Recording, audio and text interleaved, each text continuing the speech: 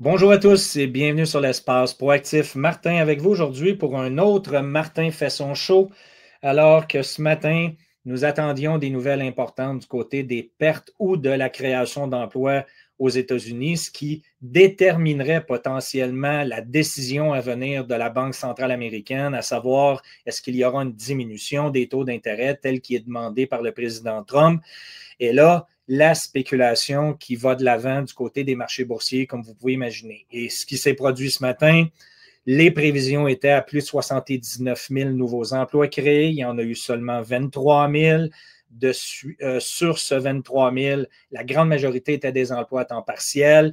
Ça a été perçu comme étant la nouvelle qui permet à la Fed de descendre les taux d'intérêt lors des prochaines rencontres. Et par le fait même, donc, explosion du prix de l'or, explosion du prix de l'argent, Bitcoin qui a pris de la force. On a vu une hausse du marché boursier. Tout ça a été vu très positivement. Et il y a eu une guerre au sommet et on va regarder ça ensemble dans quelques instants au niveau graphique. Mais avant de regarder les comportements de marché aujourd'hui et à quoi on peut s'attendre pour le futur, on va regarder quelques graphiques qui ont attiré mon attention, encore une fois, que je trouve très pertinents pour vous aujourd'hui. Premièrement, un des produits qui est disponible pour les traders, en fait, d'analyse, eh bien, on appelle ça l'index de la force relative, ce qu'on appelle aussi en anglais le RSI, qui nous permet de déterminer justement les écarts d'importance de volatilité entre différents produits. Et ce qui est présenté devant vous aujourd'hui, c'est l'historique, en fait, des comportements sur le S&P 500, donc qui représente les 500 plus grandes sociétés aux États-Unis, et de voir la relation avec le ratio entre les obligations à long terme 30 ans versus un peu plus court terme 2 ans. Et ce que vous êtes en mesure de voir au bas de l'écran, c'est que lorsque le RSI augmente fortement, il s'ensuit historiquement de corrections de marché importantes. Vous constatez qu'il y a eu un déclin de 57 ici. Lorsqu'on a commencé à avoir une accélération du RSI ici, ça s'est produit à nouveau. Il y a eu une correction de 34 ici en 2020 lorsque le RSI a commencé à augmenter à la hausse. Et que sommes-nous en train de voir en ce moment? Eh bien, changement de trajectoire, le RSI qui se positionne pour repartir à la hausse, alors qu'on est dans un sommet encore une fois. Donc, comprenez bien que tout ça doit être pris avec un grain de sel. C'est une information parmi tant d'autres. Par contre, lorsqu'on regarde la puissance de l'historique de ce type d'indicateurs-là, ben, vous constatez que ça nous a donné un mouvement relativement pertinent pour déterminer les crashs à venir. Et généralement, tout ça se détermine en octobre en grande majorité. Donc, vous savez très bien qu'il est fort possible que nous ayons une correction importante de marché au mois d'octobre à venir ou dans la période précédant légèrement ou après.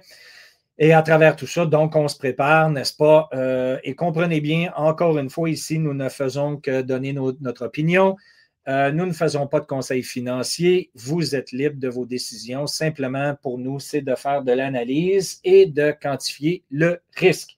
Maintenant, de l'autre côté, une des chartes les plus intéressantes que j'ai eu l'occasion de voir depuis plusieurs mois, c'est la confirmation à quel point les banques centrales actuellement acquièrent de plus en plus d'or et délaissent les obligations étatiques, particulièrement les obligations américaines.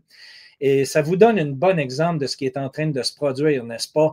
Donc, les gouvernements, les banques centrales n'ont plus confiance à travers les autres gouvernements, n'ont plus de confiance que les obligations seront remboursées telles que promis. Et comprenez bien que c'est uniquement l'acteur numéro un qui se positionne en premier. Ensuite, vous avez l'institutionnel financier et ensuite, vous avez le commun des mortels qui généralement arrive en retard à la fête.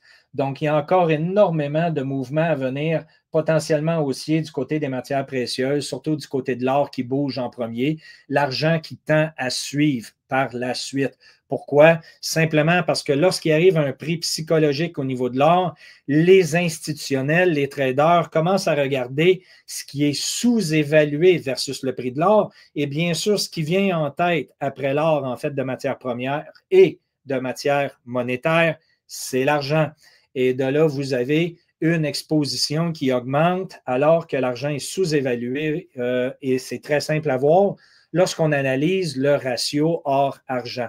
L'extraction, encore une fois, est à 7:1 physique en ce moment, alors que le marché est à 86:1. Donc, vous avez encore énormément de potentiel haussier du côté de l'argent pour les prochaines semaines, les prochains mois, sur la hausse qui se poursuit du côté de l'or dans le contexte économique actuel.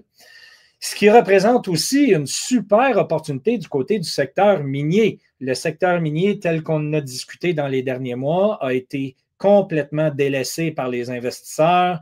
Il a été perçu comme étant un marché de pollueurs et ainsi de suite, alors que la grande tendance était du côté vert. Eh bien là, vous allez avoir une augmentation, en fait, de l'exposition des portefeuilles institutionnels dans le secteur minier. Et c'est ce que j'ai exposé dans la dernière vidéo de Martin Fesson Show. Si vous ne l'avez pas vu, je vous invite à y retourner.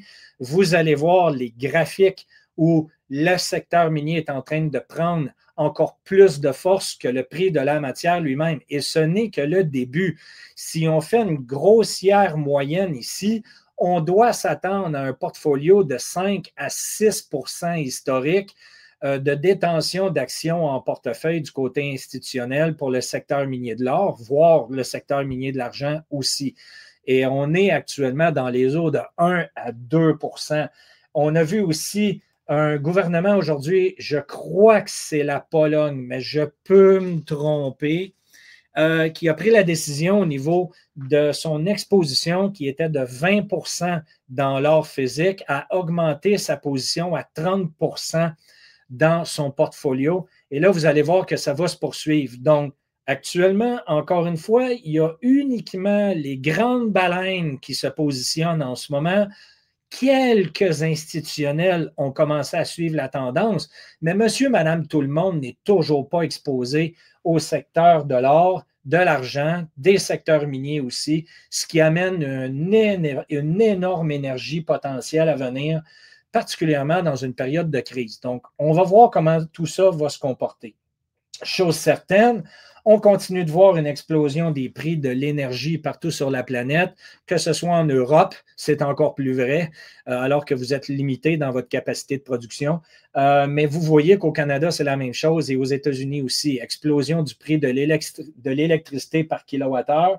Un autre secteur à surveiller au niveau de l'énergie pour les prochaines semaines. Et c'est ce que nous faisons et nous offrons dans nos analyses proactives sur notre espace proactif. Des analyses approfondies de ce secteur avec des sociétés dans lesquelles nous positionnons pour notre propre portefeuille. Donc, si ça vous intéresse, jetez un œil du côté de nos abonnements.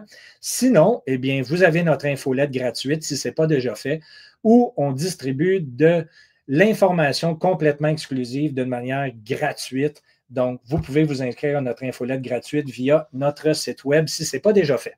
Maintenant, le mois de septembre pour Bitcoin et les crypto-monnaies, généralement un mois très neutre, des hausses, des baisses d'environ 3%, ce qui est très peu de volatilité dans le marché des crypto-monnaies, n'est-ce pas? Chose certaine, on voit généralement des poussées très fortes d'augmentation de valeur en septembre, en octobre, pour se compléter vers le mois de décembre et terminer vers le mois de janvier.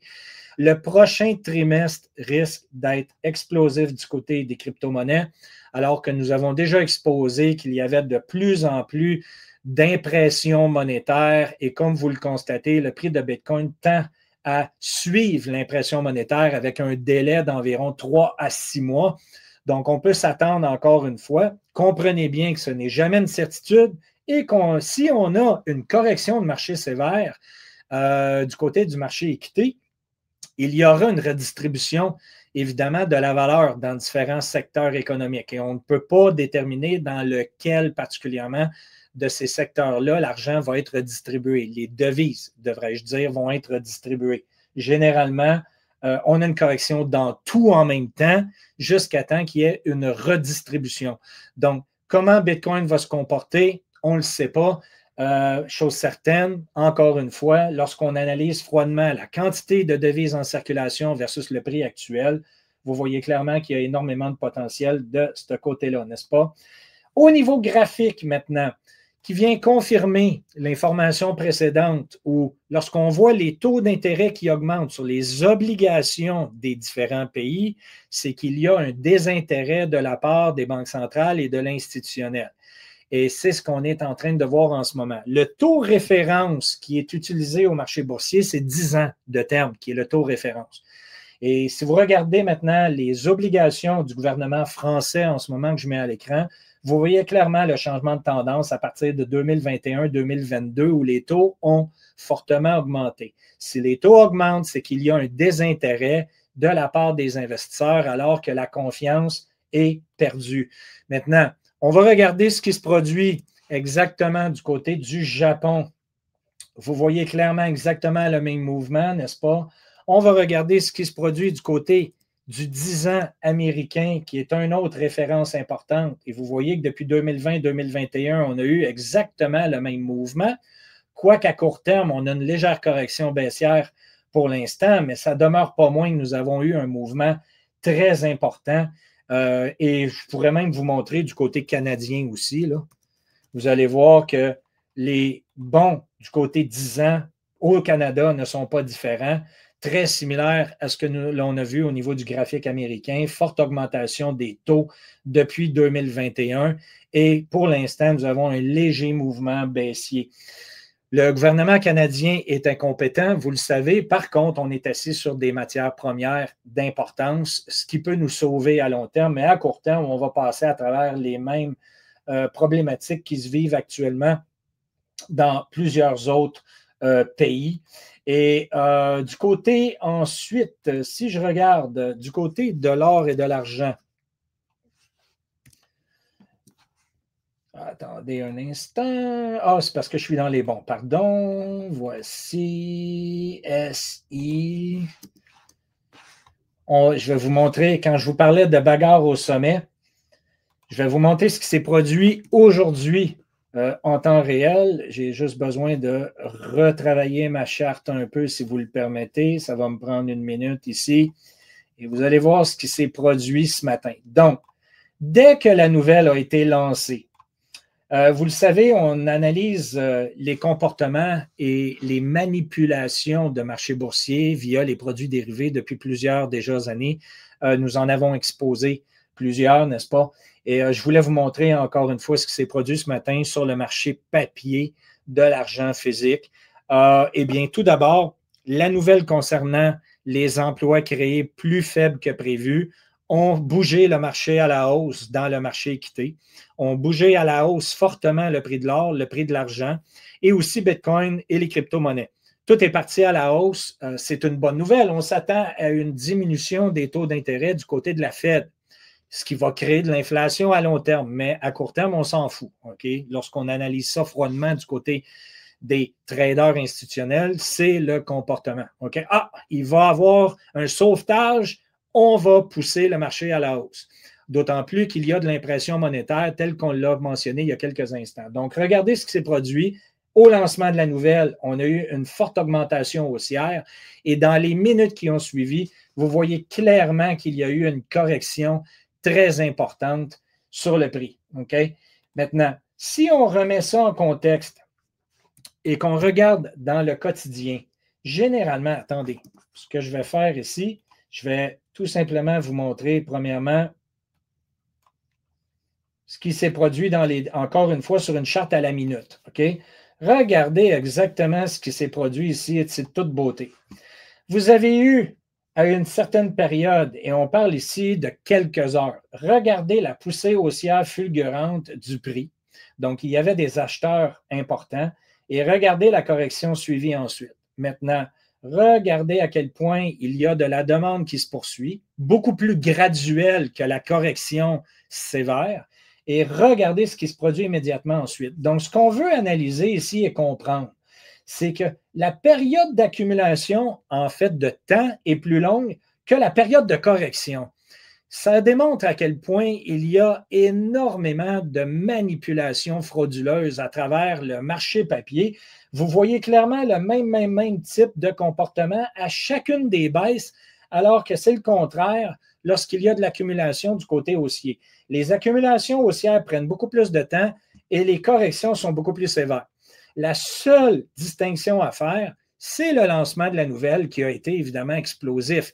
Mais pour le reste du temps, vous avez une accumulation sur des périodes plus longues et des corrections de manipulation baissière. Donc, il y a définitivement certains acteurs qui actuellement, du côté de l'argent particulièrement, ne veulent pas voir le prix plus haut que 42 US actuellement.